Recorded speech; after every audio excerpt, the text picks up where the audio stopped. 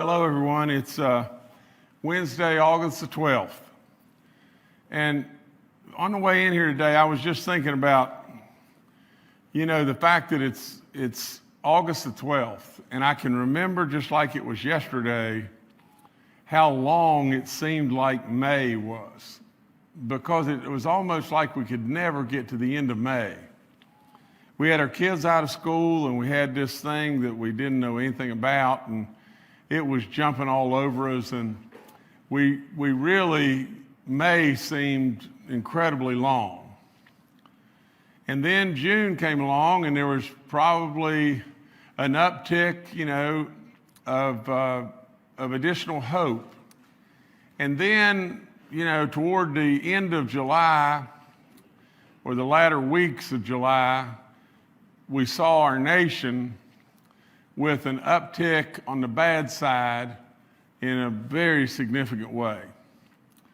I guess it probably started with Arizona, Texas, and Florida, and now it's completely wild as it can be and out of control, maybe in Mississippi and Alabama, especially Kentucky, which is our neighbor. And so we've seen this thing, kind of ebb and flow just a little bit. But I can think back to May, and I can think, as a lot of West Virginians thought, me included, that possibly, just possibly, if we could get control of this, this thing would go away, and we would be able to at least start back to some level of normalcy, with the waiting of the vaccine. Well, we have got to continue to seek as much normalcy as we can. But at the same time, we've got to be smart, and we've got to know that this virus is with us, and it kills. And when it kills, it really hurts. And it hurts, families and loved ones, as well as losing great West Virginians.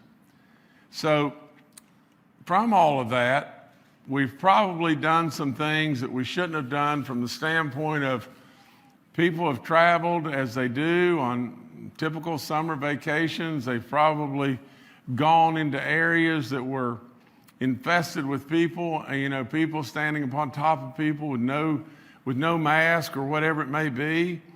And all of a sudden, we've brought this killer back to West Virginia, as many other states have done within their states. So it continues to kill. I continue to urge for masks and safety and, pew in between and hygiene and social distancing and everything we can possibly do. Today, very regretfully, we have 12 more deaths. They're all elderly people. We've lost a 72-year-old female in Logan County, a 71-year-old female in Wyoming County, an 89-year-old female in Mercer County, an 82-year-old female in Mercer County, an 89-year-old female in Grant County, an 83-year-old female in Grant County, an 85-year-old male in Mercer County, an 82-year-old female in Grant County.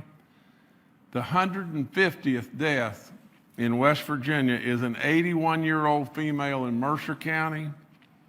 The 151st is a 79-year-old female in Mercer County. The 152nd is an 80-year-old male in Logan County. And the 153rd is a 42-year-old.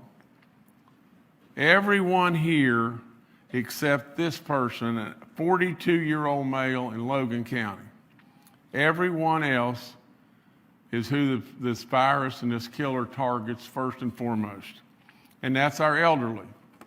Now, before I get into the numbers, I want to do just this. And yes, this is tremendously difficult to do.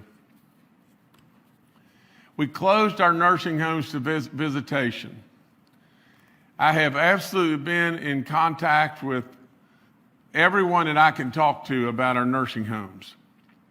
Today, effective midnight tonight, we're going to have to close visitation to all the nursing homes in West Virginia again. We have got to some way try with all in us to calm this down. We have 28 nursing homes in West Virginia with active outbreaks right now. And there's no question that this is the issue across our nation, not just in West Virginia. Across our nation, we have nursing home deaths that account for an incredible amount of the 160,000 plus deaths across our nation. We have got to keep this out of our nursing homes. Some way, somehow, from the standpoint of us bringing it in visitation, or our staff, more than likely, our staff bringing it in. Asymptomatic, don't have any idea that you've gotten it, and you bring it in, and then it goes like wildfire right straight through the nursing home. And we read death after death after death after death. So we've got to do something. So we close visitation again. Now I want to say this to all the families. You know, if my mom or my dad were in the nursing home today, well, to just tell it straight up like it is, it would be a situation that I would feel just, disarmed. I wouldn't know what to do. You know, I know how much you love your parents and your grandparents, and I know how much I just lost my mic. Just 1 second. Y'all hold tight just a second.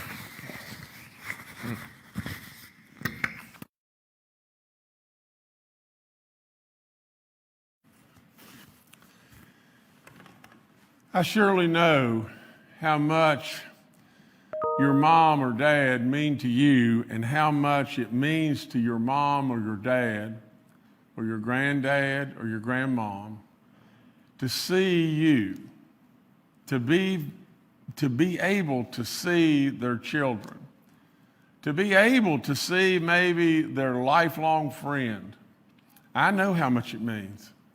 And I know it is absolutely just plain horrible for us to not be able to have visitation. And I know this. I know our nursing homes have done an amazing job with how to coordinate visitation. It's really, really, really sad.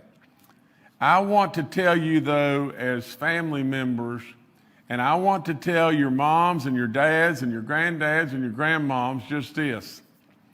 We're going to work like crazy to come up with some way that we can measure, situations to where we have nursing homes in counties, and we can have some metric that we can go by to where we don't have to statewide close everything. We've got to have some level of participation that we have a metric. And so I will promise you with all in me that we will work as diligently as we can to have that out very, very, very quickly. Not something that's going to be out in a month, something that's going to be out in days, to where we'll be able to have visitation at certain nursing homes and not visitation at others.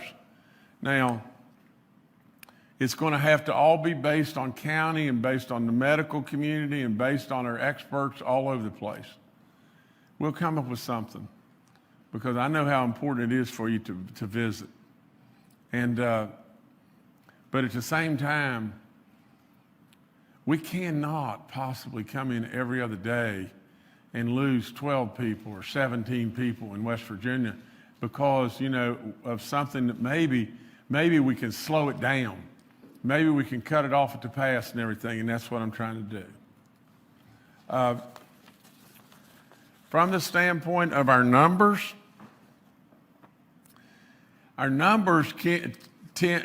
continue from the standpoint of how we reflect with the nation. Our numbers are not bad. We had 130 positive cases, which is not great, but not off the chart bad. Our positivity rating was 2.85. It's not as good as what we want, but remember, we were trying to shoot to get below 3 on a cumulative positivity rating. We have gone from 123 patients that are hospitalized to 135. Our active cases are now at 1,895, which is down from Friday, which was 1,914. Our RT number, get this now, our RT number, which Dr. Marsh talks about all the time, is now at 0.89. If you get it below 1, and we're at 0.89, which is significantly below 1, we are now the 5th best state in the nation with our RT number. Our numbers are not bad. Our nursing home situation is bad. That's why we got to do something with our nursing homes today. I want to talk to you just a second about schools and our reopening plans, and I'm awaiting right now, all kinds of information comes from the Department of Ed. I expect that all that information to flow back to me by the end of the week. It is a culmination of a lot of information that's going to give us guidance on how we're going to be able to, under local control, we're going to be able to reopen our schools, and we're going to be able to be flexible and fluid and close our schools when we have to. I've told you so many times, I want to see our kids back in school, but there's no way on this earth that I want to see our kids back in school, our teachers there, our service personnel, whomever it may be, at high risk and everything. But we all know that we're not in any way going to be able to remove total risk all the time from everyone. It's not going to be done. It's just plain not going to be done until we get that vaccine. So, and really, we speculate on that the vaccine is coming, and it's coming quickly, meaning it's going to be here before the end of the year. What if it's not? What if it's not? And we've got to just continue to manage. When this thing first broke out, our leaders from the federal government, no one would have believed that this would have been going on for 3 weeks. And now it's going on upon month after month after month. And so we've got to learn to continue to live with it and continue to deal with it as best we possibly can, as safe as we possibly can in managing that risk. I remind everybody just this. I have powers to shut down our state in an emergency situation from the standpoint of schools or whatever it may be. But what we're trying to do here is completely what should be done. Local control should rule, and that's what we're going to do. The local input is going to rule the day. And as we go back to school from a standpoint of that input from the medical community or a Department of Ed or whatever like that, we're going to come up with a metric that we can measure and go forward. And so we're still full steam ahead to go forward, but everybody around, while they're full steam ahead, everybody around is looking and watching and worried and able to pivot and able to be fluid in what we decide and do. So that's pretty much my report, from the standpoint of the locals and the school situation. From the standpoint of the bar situation in Monongahela County, we are now, and I'm going to have to jump forward here just 1 second, but we are extending that closure for 7 days. And during that 7-day period, we're accumulating protocol. Excuse me. We're accumulating protocol, from the bar owners, landlords, of course, naturally the medical community, restaurant owners, and everything. I was trying to just make sure that I had everyone in that I was talking about there. But we're accumulating how we can reopen our bars in Monongahela County. The numbers are better there. They have done much, much, much better, and that's good. Now, if we can come up with a protocol that truly works from the standpoint of going ahead and reopening and having those businesses function and everything else, we'll do so. Right now, we have been recommended from WVU to keep the bars closed for at least another 7 days. We're going to keep the bars closed for 7 more days and see where we stand. We're going to evaluate the protocol. Now, a disappointing thing is just this. When we called upon the Mon County Commission in the beginning, they gave us direction, all closed or whatever and everything, and now they're kind of diving in the ditch and saying, well, we really don't have any input. We don't want to weigh in on this. We don't have any input. Well, to be perfectly honest, that's their county, and they should surely to goodness have an input.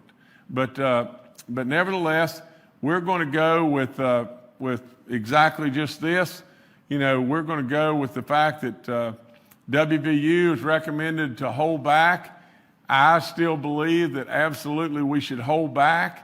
We're listening to the medical community and everything else, and they're saying it's really not, there are those in the medical community that say we're really not accomplishing a lot because when these kids come back, they're going to congregate together, whether it be in a bar or not in a bar, and we got to watch that and address all that. So really we're trying to be sympathetic to our business community up there and in what they're doing, but we're also trying in every way we can to protect the community. And that's why we reach out to county commissions and everything to have input. And when they say, well, we don't have a dog in that fight, well, they do. They just plain do. But nevertheless, we'll make the decisions. If they're not going to help make the decision, we're going to make the decision, keep going. Now, from the standpoint of corrections, I want to read to you, and Betsy Gibbon is on the call today to answer any questions you may have or whatever. But now we have 26 active inmate cases and 1 staff positive in the Southern Central Regional Jail. This facility is on a complete lockdown to eliminate movement within the jail. This is another example of how our correctionals people, or whatever it may be, our National Guard, DHHR, the local health officials or whatever, run to the fire. We run to the fire. That's what we're going to do all the time. Run to the fire when there's a problem and proactively try to get it under control as best we can. I want to thank the Division of Corrections, the DHHR, all those that are involved. They're doing good work here, and Betsy Gibbon is on top of this and everything. We are beginning to retest all the inmates in the South Central Regional Jail today. There's a new program. It's called Help 304. Today, I am happy to announce a new service to help West Virginians deal with this terrible killer, this COVID-19 related stress or virus and all related stress. That program is called Help 304. It's right there on your screen. This is a hotline for those that are really struggling emotionally with this. And we want you to call, and someone will answer and will address your concerns, and we'll direct you to counselors or whatever it may be to be able to help you. Because we just know how difficult this is for lots and lots and lots of people. The initial focus of this is the most vulnerable communities and healthcare workers, first responders, and protective service workers. Again, if you're stressed in any way and you need someone, pick up the phone and call 1-877-HELP-304. Or just go on, your website or whatever, or our website, and pick that up at www.help and go with it.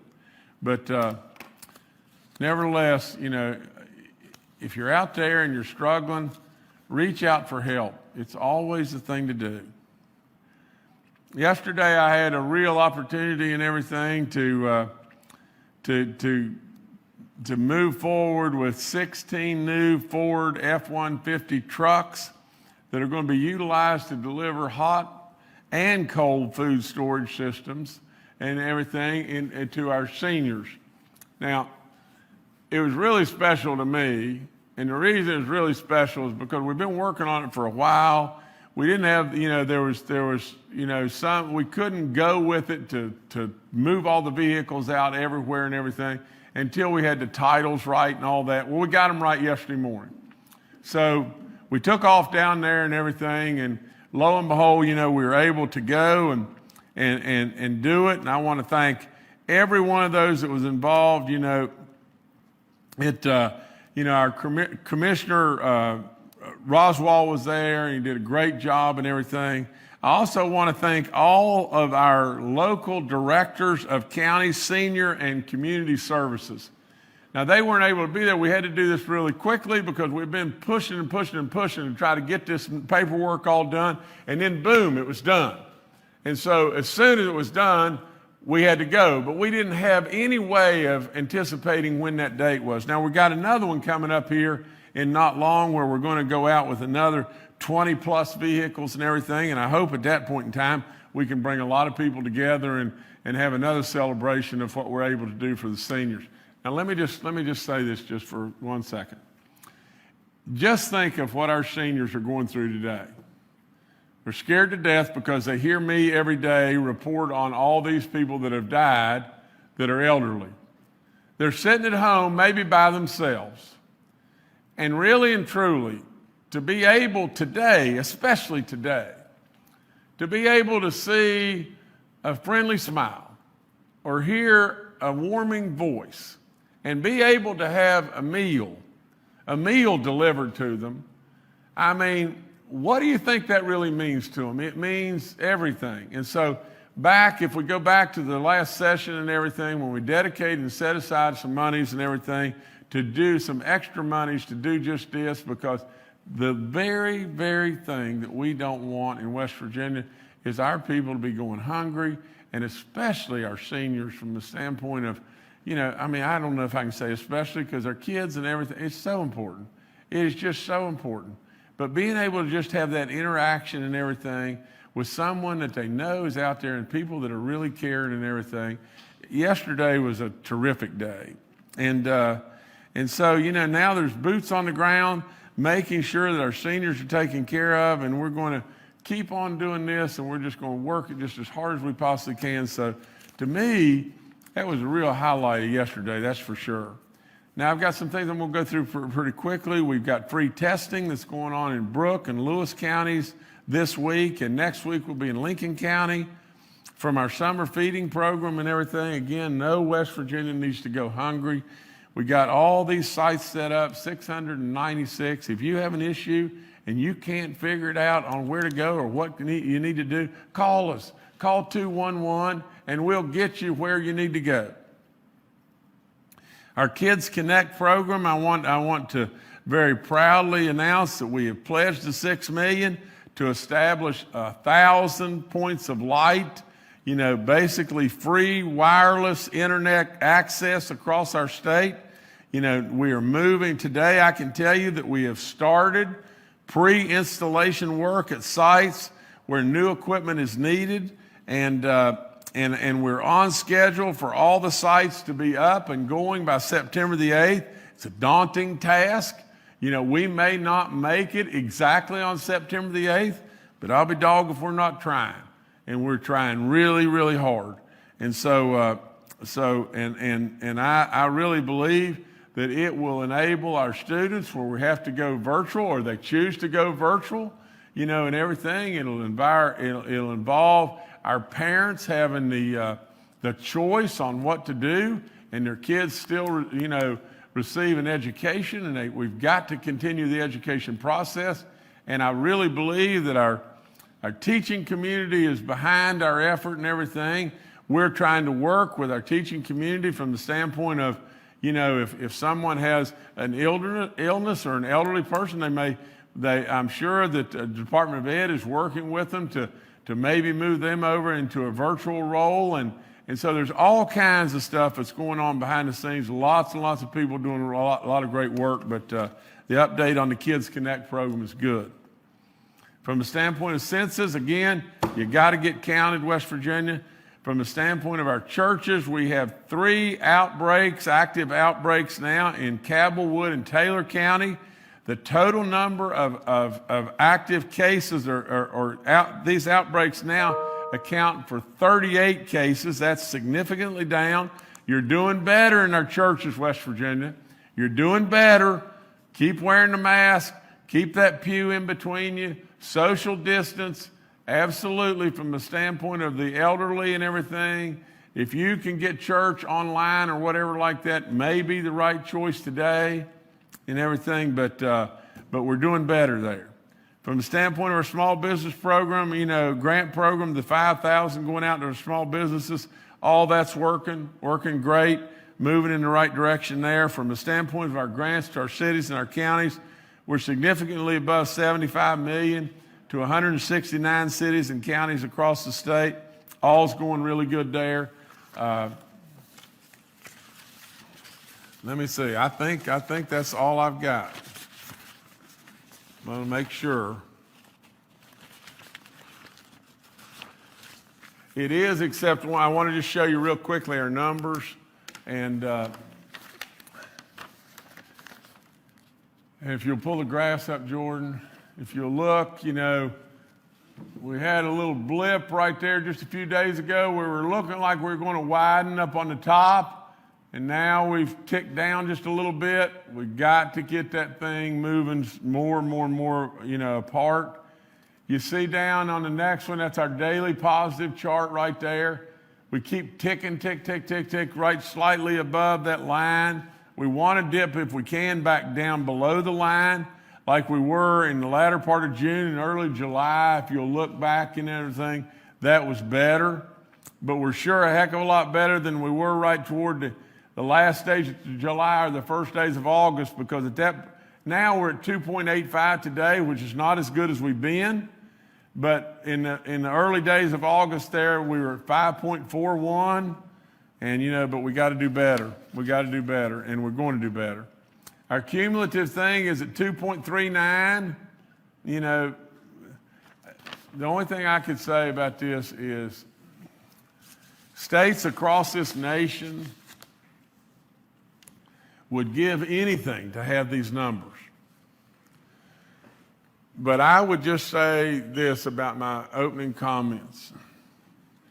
When we're content in West Virginia on losing 153 great West Virginians, then we got a problem. That's all there is to it in my book. We've lost 153 great people. And if we can prevent the 154th one with all in us, we should try with all in us to do just that. There's no question, West Virginia, you have been the miracle. You have done unbelievable work. You are absolutely the envy of the nation, but we've still lost 153 people. Please keep them in your thoughts and prayers. We don't ever want them to become that statistic that I talk about, no matter how many. We don't need them to become a statistic. They are a family. They are a person that was a great West Virginian, and now they are missed by a family and family loved ones and friends. Don't let them become a statistic. And just keep them in your thoughts and prayers. And absolute West Virginia, we've got to keep doing it because we're going to get there. This is a rough road. And we're dealing with something that's tough stuff. But we're going to get there, West Virginia. Thank you a bunch. All right, thank you, Governor. Let's first go to Bill Crouch, Secretary of the West Virginia DHHR, and Dr. Ayn Amjad, our State Health Officer. Okay. Good afternoon. Yesterday, we received the first report of a probable COVID-19 death, which is going to be reflected in our dashboard today. This is consistent with how the CDC does report deaths due to COVID-19. The probable death is a person who does not have a positive COVID-19 on the laboratory results, but their cause of death is listed on their death certificate. So that will be a change on the dashboard that is going to be seen today online. Moving forward, these deaths will be reported as a probable death, and it's going to be seen on the dashboard. These probable cases is also going to be defined on the dashboard if anyone has any further questions. Speaking of probable cases, starting tomorrow in the daily media update that is released every day at 10 a.m., we will now combine these probable and confirmed cases into one total. This is how other states are reporting their data, so we'll be more consistent for people to follow. But if you want to see a breakdown of the confirmed and probable cases, those will also be broken down in our dashboard, so that will also be easier to follow. That is something new that you'll be seeing online on our dashboard today. We wanted to make that aware.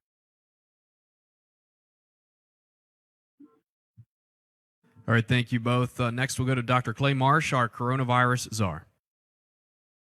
Good afternoon. The governor has communicated, I think, very clearly one of the things that we all should be very, very cognizant of during this pandemic, and that is that the majority of deaths that are seen both in the United States and around the world come from people in congregate settings who are older, who have other pre-existing conditions. So nursing homes are really a central focus of many countries' death statistics. And so as we look at the spread of COVID from communities back into these congregate settings, it should give us all pause and should also refortify our focus in not only trying to test, but also to try to create mitigation measures that reduce the spread further. And so I think that the idea now, as we're into this more precise approach with COVID-19, of trying to identify and understand at a county level what is the community spread and what's the activity, as a way for us to make decisions not only about nursing home visitation, which is incredibly important right now, but also as we think about school openings and if schools and when schools are open, we think about school closings. Those same sort of metrics will hopefully start to inform the governor and other local and state officials about how we might want to navigate that. So we are actively working on that thresholding sort of approach. And the one that we've adopted in part is what you can find at the Harvard School of Global Health, which is an incident rate per 100,000 people. And so as we go through that, it allows us to compare counties on a more population adjusted basis, which will be important. The other couple things that I wanted to touch on were, as the governor said, our RT value is improving, and that's really good news. And as we've said before, it usually takes a couple of weeks to see a reduction in the number of positive cases, and then perhaps another week or two after that to see a reduction in hospitalizations, as we've seen our hospitalizations go up a bit as well. But what we're seeing in the country, as we're seeing here in West Virginia, as parts of our country are starting to suffer more rapid infection and spread of COVID-19, like our rural states, as West Virginia, as our rural counties, more rural counties now see higher incidence of COVID-19. So do states like Mississippi and Alabama and Kentucky and others. And so we see a more vulnerable population. So what we're seeing around the country is the number of cases on average is starting to come down a little bit, as reduced from 60,000 or over now to about 55,000 on a daily basis. But our deaths have stayed up. So the deaths that we're seeing from COVID-19 are still averaging over 1,000 over the last 7 days, which probably represents a more vulnerable part of our population that are now being infected. And I believe we're also seeing that in West Virginia. So it's really important for us to mitigate aggressively and try to do everything we can to suppress the spread in the counties with the most vulnerable people living in it. The last thing I will say is there was a study that came out yesterday or a couple of days ago that was published in the Boston Globe as a story on it that basically used a very simple laser technology to look at the function of masks and gaiters, the things you pull up around your face, and reported that gaiters were much less effective than 3-ply masks. Gaiters are usually one layer of material. And so that was given some concern because a lot of people use those. And this study said that the gaiters might actually make things worse because they may take larger droplets, make them smaller droplets, which could spread COVID even more rapidly. We have just finished doing a test in our inhalational toxicology laboratory with at least one type of gaiter mask, and that gaiter mask did not increase any risk to people wearing it, was better than nothing alone on your face, but probably, and we'll test this, probably less good than the 3-ply masks that people are wearing. So we would encourage people to wear masks if you have that option, but gaiters are still better than nothing. But that combined with physical distancing is very important in continuing to reduce the spread of COVID-19, as the governor has pointed out that people in West Virginia, you have done such a good job of so far. So thank you. All right, thank you, Dr. Marsh. Next to Scott Atkins, the Acting Commissioner of Workforce, West Virginia. Good afternoon. Thanks, Jordan. I just wanted to touch base a little bit on the presidential memorandum that President Trump signed on August the 8th, granting extended unemployment benefits for folks who are eligible. And there's the way it works. The federal government's going to provide through FEMA $300, and the states have to match at least $100 in order to qualify for the $300. Now, under the executive order, the states have the option. They have two options. One option is to provide $100 either in state funds or in CARES Act to match the $300, or they can use the current weekly benefit amount in unemployment to match that. West Virginia, under Governor Justice, has decided to provide the extra $100. And so when we were looking at, what's it going to cost, and we're thinking about budgets, and anytime you plan a budget, you got to think about worst case scenarios. And so what we did, we took a look at all the different claims that Workforce has received since March the 16th. And we've taken about 119,000 PUA claims, almost 9,000 PEUC claims, 1,200 extended benefit claims, and nearly 250,000 regular UI claims. So that leaves us at 375,000 claims. We assumed that about 70% of those claims are compensatory. And so if you took 70% of the 375,000, that gives you about 262,000 potential worst case scenario claimants qualifying for the extra $400. West Virginia's share then would be about $26 million. And so when Governor Justice and I spoke about the $26 million earlier in the week, we were talking about worst case scenario for the state of West Virginia. To put that in perspective, right now, this week, the $100 share for West Virginia would be somewhere between $10 and $12 million. But again, when you're thinking about those budgets, you have to plan for worst case scenarios, because if not, if the economy tanks or Governor Justice has to make more shutdowns as we get closer to the end of the year, then we have to be in a position financially to be able to cover those worst case scenarios. And so that's how we got to the $26 million. The extra benefit should be coming soon. We've been on calls, been on meetings with other states, with FEMA, with USDOL, and we anticipate being in a position by the end of the month to make that $400 benefit available to claimants who are eligible. There is one caveat. In order to qualify for the $400, you have to also be eligible for $100 in any unemployment benefit, whether it's unemployment compensation for federal employees, unemployment compensation for ex-service members, pandemic emergency unemployment compensation or PEUC, pandemic unemployment assistance or PUA, extended benefits that were in EB, or trade adjustment allowance. So if you don't qualify for at least $100 in one of those programs, then you're not going to be eligible for the extra $400. But keep watching Governor Justice's press conference, look at Workforce's website. Hopefully by the end of the month, we'll be in a position to offer those extended benefits. Thanks. All right, thank you, Scott. Major General Hoyer with the West Virginia National Guard and Betsy Jividen, Commissioner of the West Virginia Division of Corrections and Rehabilitation, are also joining us today and are available for questions. Our first question today is from Charles Young with WV News. Hi, this is Charles Young with WV News.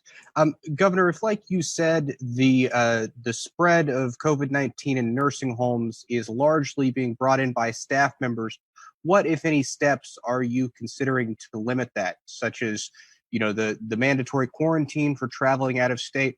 It doesn't sound like restricting visitation is going to be enough to stop this spread. Charles, it's probably not going to be enough to stop the spread, and I'd like our DHHR to comment on this. They're working on additional parameters and additional things that we can do, and maybe they can discuss that better than I. Yes, Governor, thank you. This is Bill Crouch. That's a perfectly timed question, Charles. It's a concern. We know that, as I stated last week in the press briefing on Friday, we know individuals who are part of the community, whether they work in healthcare or work at a grocery store, et cetera, are bringing this disease back to West Virginia after traveling out of state. So we had a conversation a little earlier with regard to trying to get some educational efforts out to folks, not only in nursing homes, but in hospitals, where we're seeing more and more staff turn positive with this disease. So we're working on that, and we think it's important, and we think it's timely. So, Ann, do you want to add to that any? Sure, Charles. So besides travel being a spread, and the question comes up about asking people to quarantine at home, a lot of that is education. So we've asked people to take that upon themselves, be responsible. If you go out of state, to get yourself tested. If you're not feeling well, if you think you have a sinus infection, to stay home, call your family doctor. But along with that, if you've tested positive and if you're staying home, you need to stay also isolated from your family members at home. Wear your mask at home, stay in one room of your home, use one bathroom if possible, wash your hands properly, because we're seeing a lot of family spread in these counties. One person is positive, they're spreading it into their family members. That's causing the numbers to rise in those counties as well. So a lot of education needs to go into these. We're seeing in also facilities where people are taking smoke breaks together. They're not socially distancing themselves. So there's a lot of mitigating factors that we can take into account, which is a lot of educational factors. And those are the things that we're looking into, Charles, right now to hopefully help these counties reduce their numbers and reduce the spread. So it's not just the traveling that we're going to look into. Yeah, Charles, let me add one thing. The closing nursing homes to visitation is a difficult thing for the families, and we made that recommendation to the governor by looking at the number of outbreaks we have that are fairly extensive outbreaks. We for months now have had outbreaks that have been 1 and 2 cases. We now have 4, moving to 5, possibly 6 long-term care facilities that have a significant number of staff who are positive. So we're seeing double-digit outbreaks in staff and patients, and that's the reason we made the recommendation of the governor to halt or put a pause on that. But as the governor said, we're going to move very quickly. I never feel like we move quick enough in government, and we've had issues related to development of the alert system. OFLAC developed a system that allowed nursing homes to begin to gauge whether or not they could open or not. We never did define substantial community spread as a part of that.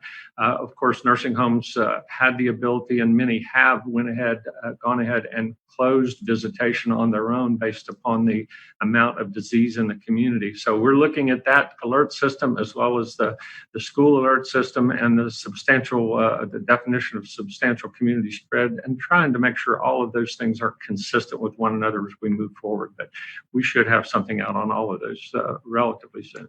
Thank you for the question. All right, thank you, Charles. Next, we'll go to Taylor Stuck with the Herald-Dispatch. Hi, everyone. It's Taylor with the Herald-Dispatch.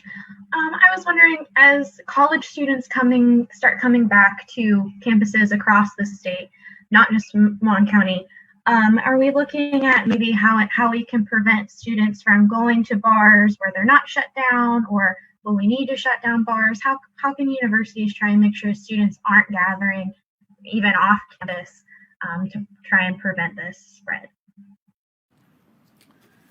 Well, Taylor, first and foremost, the schools are going to have to really step up here and encourage and educate and everything in every way. But in addition to that, all the businesses are going to have to follow all the guidelines, follow all the protocols. From the standpoint, if you were going in a bar, that would be fine and dandy and everything to do, but wear a mask. Wear a mask unless you're drinking. And absolutely, there's protocol to how we should social distance, and we should be, on every other bar stool or whatever. We shouldn't be congregating up beside the bar. There's so many different things that we're going to have to do to monitor ourselves from a business standpoint, to monitor ourselves and encourage and educate ourselves from the school standpoint. But absolutely, Taylor, anytime and every time that any of us go do anything, there's some level of risk. When we go outside, whether it be a Little League game or wherever we go, there's some level of risk. When we contact 3 people, there's more risk and everything. When we contact 50 people, there's more risk, and we've got to be more on guard. And we've got to absolutely just know that common sense prevails. Protect yourself, and you'll protect your neighbor. So absolutely, it's just a whole litany of things, but that's what it's got to be. All right, thank you, Taylor. Next, we'll go to Kenny Bass with WCHS and Fox 11. Hello, Governor and panel. This is Kenny Bass with Channel 8 and Fox 11. Governor, after watching what happened yesterday with the Big Ten and the Pac-12, and then to add to the confusion, the Big 12 has now apparently decided, I believe, to have football this fall as opposed to those other 2 conferences closing things down. What do you do with all that information and the advice that those people got from medical experts when folding it into the equation of West Virginia high school sports? And did you have your conversation yesterday with the SSAC? What was the result of that conversation? And are we any closer to making a decision about football in the fall for West Virginia high schools? Thank you. Kenny, we have had conversations nonstop with all kinds of different people. We've been texting, back and forth and everything, from a conversation directly with the SSAC. I did not have a conversation directly with the SSAC yesterday. We had conversation through text, but the reason I didn't do that is because simply just this, because I still believe that from the standpoint of us being able to have sports, I know how important sports are to our kids and to our communities. Kenny, just to tell it like it is, we've got a lot of kids that are so at risk that without sports, we're going to lose them. I want us to be able to play. And from the standpoint of being able to play, we may end up playing with no fans. We may end up playing with only family. We may end up not being able to play. We absolutely will not be able to play if in a county we're blazing red and everything, and the county's on complete virtual, and from the standpoint of learning and everything is shut down. But we're going to continue to just do exactly this. We're going to have our medical team and education team come out with a recommendation and a guidance on a scale of how the counties are working. From the standpoint of continuing on with the hope of being able to go back to school and with the hope of being able to have sports, I think we should go full steam ahead with the hope, with the idea of still being able to pivot, still being able to watch the numbers and pivot. Now, from the standpoint of WVU deciding, that they're going to continue to play, or the Pac-12 continue to play and everything, I really believe that there's lots and lots and lots of things that are going into these decisions with bukus of medical experts and everything, and they're working on it in every way. And I believe with all in me, very confidently, that if you look at a Pac-12, maybe not necessarily the Big Ten, but really and truly, if you look at the regions of our country, that this can some way develop into a political play, you've got to add that input into the whole equation as well. But West Virginia, as a great member of the Big 12 and everything, and what they're going to decide to do and everything, I'm sure is with real guidance and everything, and I'm sure that everyone still stands on ready to pivot and say, we can't do it. But it's just like with the basketball. When the first thing fell, what did we do with the basketball? We absolutely shut down right now. It's what I did with the state basketball tournament. We shut it down, and everything. And it may very well be that we end up doing that too. But I respect completely their decision, and I'm very hopeful that we're going to be able to play football, and I hope to goodness that it's going to be safe, and pray in every way that we're going to get through this. But that's just what we're going to have to do. All right, thank you, Kenny. Next, we'll go to Larissa Casillas with Next Star Media. Hi, everyone. My question is about the probable deaths. How can someone's death certificate read that it was related to COVID-19, yet their test comes up negative? That's for someone other than me. Yeah. Okay, I can answer you, Larissa. So a person can be in an environment with someone who maybe has COVID-19 in a household.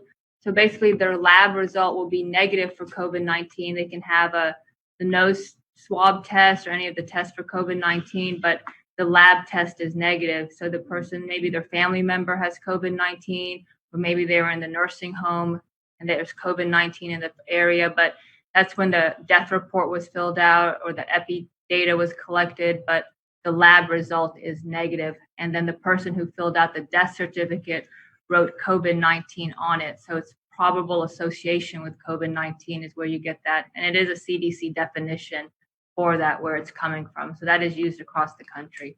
But so they could have come from a home, personal home or a nursing home type facility, but that's where the word probable comes in, but it is CDC defined. All right, thank you, Larissa. Next, we'll go to Dave Mistich with West Virginia Public Broadcasting. Thank you, Dave Mistich, West Virginia Public Broadcasting. Governor, my question is about, this idea that WVU asked for bars to be closed. You're talking about local control when it comes to nursing homes, when it comes to, the reopening of schools. Why should, folks in Mon County have their local businesses and way of life dictated by the university when other governments on the local level will be controlling the way things work? Well, Dave, I'll promise you this, that we're, West Virginia University's input is respected and important, but it's not all the input by any stretch of the imagination. Just think about this for a second, Dave. We've just reported 12 deaths in West Virginia. The last day I was here, we reported 17 deaths in West Virginia. From the standpoint of we have talked to these businesses and everything, and they're submitting their protocol to us. The young people are just getting back on campus and everything. Now, from my standpoint and my standpoint alone, let's take everybody out of the equation. Take the county commission, take the Western University, take everybody out of the equation. Somebody's got to make a decision. And from my standpoint, we're waiting on the protocol, first and foremost, from these businesses. We want these businesses to be open. We want them to be open so badly, it's unbelievable, because I want us back to normalcy as quickly as we possibly can. in every way we can possibly do it. Now, from the standpoint of the medical experts, our medical team, they said we need to get the protocol and we need a few more days. That's why I did 7 more days. This is not listening to anybody. It's not listening to somebody too much. This decision lies with your governor. We've just lost 17 and 12 more people. We have a situation here. We got the situation under control somewhat in Mon County by going to mandatory masks and closing the bars. We do not need another flood of a problem with all those kids coming back until we've got protocols and until we've got things in place. I made the decision. We got 7 more days. And at the end of the 7 days, I hope like crazy we'll be able to go back to work there. All right, thank you, Dave. Next, we'll go to Annie Moore with WVVA. Good afternoon, Governor. With some other states seeing a shortage, how is West Virginia's supply of testing kits looking long term?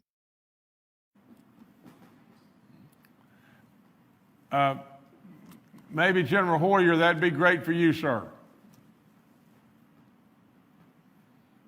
Yes, ma'am. We have test kits available that we have in as part of our stockpile supply to make available to certain entities that do testing for us, to include the state lab, West Virginia University, some other entities. We also are not seeing a significant shortage among the DHHR registered labs that are what are referred to as the reference labs. And we are moving along in good order with the new test development that we're doing through West Virginia University that will allow us to produce our own swabs as well as the transport tubes and what's called the VTM, which is the viral transport medium for those. So right now we feel that we are in a good place as far as West Virginia goes from that standpoint because of some direction the governor gave us early on to move out with different initiatives to be prepared for that event. All right, thank you, Annie. Next, we'll go to Phil Kabler with the Charleston Gazette-Mail.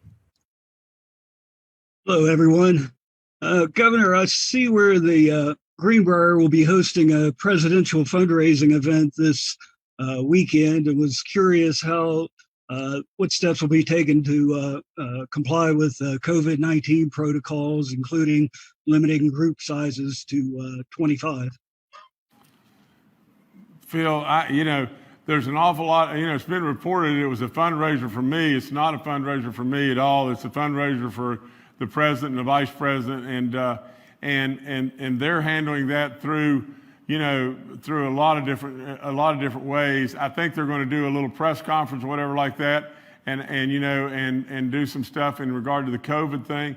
I think the numbers that they're going to target that are going to be there are not very many people. This is not a fundraiser where you've got 400 or 500 people there and everything. It's nothing like that whatsoever and everything. And so from the standpoint of the Greenbrier handling it and everything, I have no idea. I have no contact with those people at the Greenbrier from the standpoint of how they're handling this at all. But this is not a fundraiser for me, and it is an absolute fundraiser for our president and our vice president. And I'll be there and greet our vice president as I always would try to do.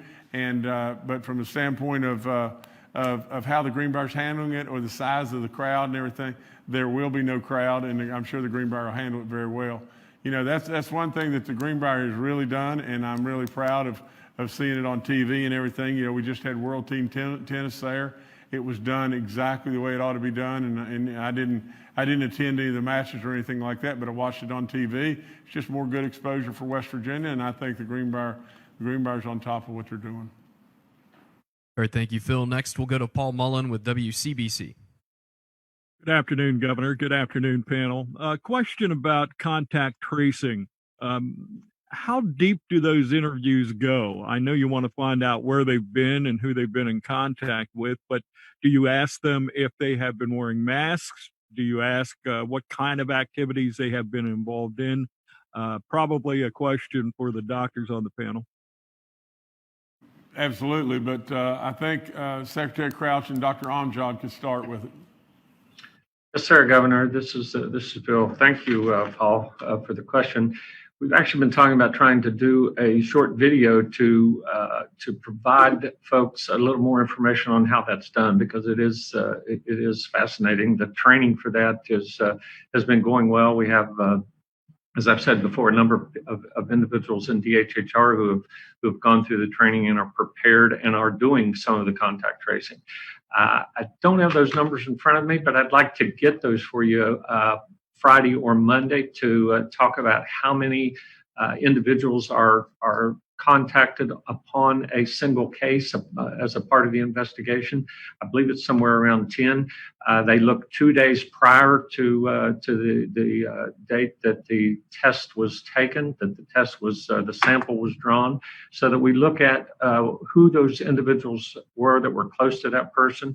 And then that just spreads out in terms of those contacts with regard to any individuals, especially in the household, that might need testing, individuals who might need to quarantine, individuals who might need to isolate. So it is a very methodical process that epidemiologists are very attuned to in terms of spread and how that might happen. So we'll get some more information on that. It's an excellent question, and one that we've actually talked about trying to provide more information on to you, to the press, and to the public. So thank you for that.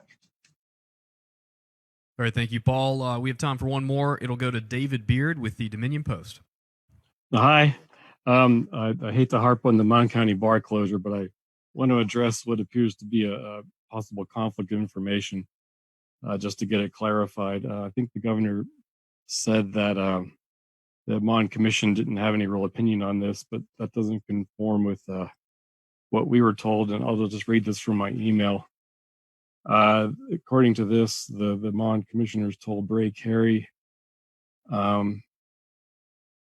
with the proper safety precautions in place, we would prefer that businesses be open with proper safety precautions. In other words, it's not going to be a free-for-all. So basically, they conveyed to Bray Carey they wanted the bars open with proper protocols in place, and wanted to get that clarified. Well, David, I instructed Bray Carey to call the Mon County Commission and everything to just get them to weigh in, because, we had some surely conflicting, information and everything there. I sure don't want to, suggest or start a food fight there in any way, but the bottom line is they said, basically they wouldn't have any objection. I'm trying to get it right. They would not have any objection to starting back, but if things got bad again, they'd want us to shut it right back down. And my interpretation of that is, you're looking for, I mean, good gracious, that's what we all want in life, don't we? We want to say, well, we don't really have an opinion, but if things are real bad, you shut it down, Governor. Well, I mean, it's just that. I mean, really and truly, we need inside information, and we call counties to be able to have inside information. We have counties, we expect and we want counties to weigh in and make decisions. These decisions are tough. That's all there is to it. I mean, it isn't helping any of us to just say, well, we're just fine and dandy if you want to shut it down, but if they or open them up, but if at the same time, if things get bad, we got to shut it down. Well, we know that. I mean, for crying out loud, anybody knows that. What we got to know is just this. I mean, all the factors that you'd weigh in, the kids coming back, do we have the protocols? Are we set up to really do it? We need inside information. Anybody can say, well, I don't really care what you do. You can shut it down. I mean, or open it back up. But if things get real bad, we'd recommend you shut it down. Well, that's not an answer. And Dave, in this situation, I was there. I asked Bray to call him. He was 10 feet away from me on the phone on one call. We were on other calls in regard to the nursing homes and all that kind of stuff. I was there. And that's the response we got. We got the response just that, which was not a response. It's a nothing burger response. I mean, we've got to have, real opinions and, in making these decisions. And we got to have inside baseball information. We got to have information right from the counties because we want to protect everybody in the county. That's what we want to do. We want to protect, and I'm sure the county commission and everybody does too. But you've got an influx of students that's coming like crazy. You got protocols that are in the wings we're waiting on. We got the university saying, weighing in and saying, this is our opinion. We asked for opinions from the county commission, and the opinion from the county commission said, we're okay with starting them, but you got to watch it, and if things get bad, we want you to shut it down. Well, that's not an opinion. All right, thank you, David. Governor, I'll turn it back to you. Well, I'll just add just this. I want to add one more thing in regard to county commissions or locals or whatever it may be. We're in this together. Everybody's got to have some level of skin in the game. It's easy. It's easy for people to sit back and say, well, we don't really care one way or the other, but it's not right. Everybody's got to step up and pull this rope together. And that's what we want to do. I mean, if in fact, that we just don't have opinions, then the likelihood that Charleston can make every decision and make the right decisions, not very good. That's why we have to have so much local input and everything, and that's what I call inside baseball information. We have got to have our local leaders be willing to make recommendations just as WVU did. It wasn't probably very popular for people, but WVU said, in our opinion, we don't think we ought to open. From the standpoint of the counties didn't do that. This came very watered down, and what we have got to have is we've got to have just everybody with skin in the game. This is really tough stuff, and we got to have everybody just make decisions as best we possibly can. We're not going to make the right decisions all the time, but we just want to make sure that we get the best information from all the different areas across our state as we possibly can, so we can make the best decisions we can. I really and truly don't have a whole lot more to report other than just the fact that we have lost 29 people in the last few days. And that's a big slug of West Virginians.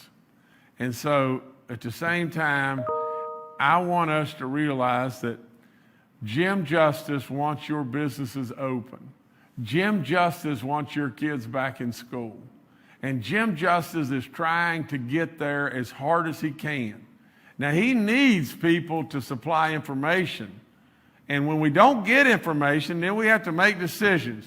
And in this situation right here with the bars, we made a decision to wait on the protocols that's coming to us from different people and weigh in on the information that we had. And the information we had was WVU saying that they thought no for right now. I am trying so hard to get the bars, all the businesses back into motion and back into work.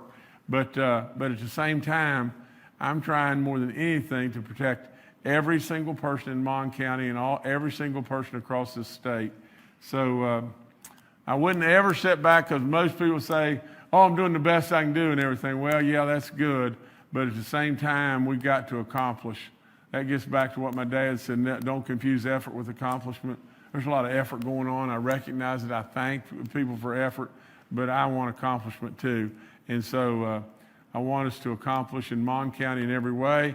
I love the county commission. I want to work with them. I need information from them, and we'll keep reaching out and trying to get information as we go forward and trying to make the best decisions we can make. Thank you.